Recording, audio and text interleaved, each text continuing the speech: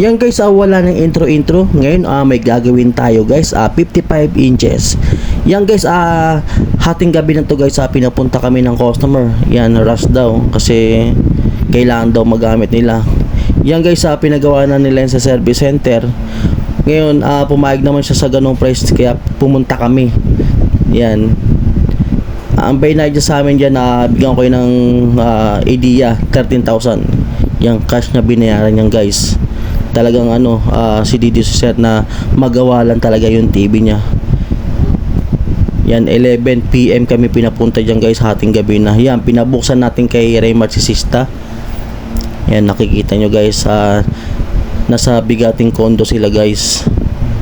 Siyempre, bihira yan sa customer. Gusto lang talaga nila magawa yung TV nila kasi ang bili nila dyan nasa 32,999 ang TV nila. Yan, unang labas. Yan, pinabuksan natin kasi sayang daw kung itatapon daw nila. Pagawa na lang nila.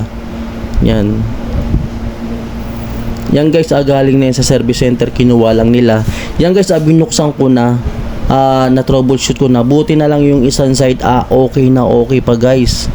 Yung kabilang side naman, ayun yung may problema.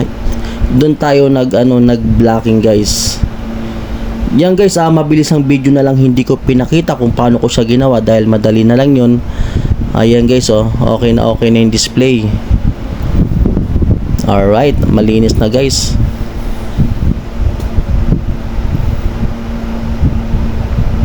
Ngayon, inulit ko pa yan kasi may nakita pa akong linya. May ilang piraso kaya inulit ko ulit. Yan guys, yan yun na yung pinaka the moment of truth na okay na siya guys. Tuwang-tuwa ng aming customer. Alright na alright daw. Yan guys, kitang-kita nyo naman, malinis na. Alright.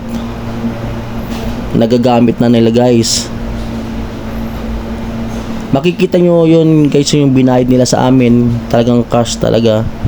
Yan, tuwan-tuwa kami. Yan guys. Kalay mo, hating gabi namin pinuntahan. Bira sa amin yan kasi bira rin sa customer magkapunta ng ganong oras. Yan, nakita nyo guys, 13,000 yan guys binayad niya sa amin. Yan, thank you sa aming customer.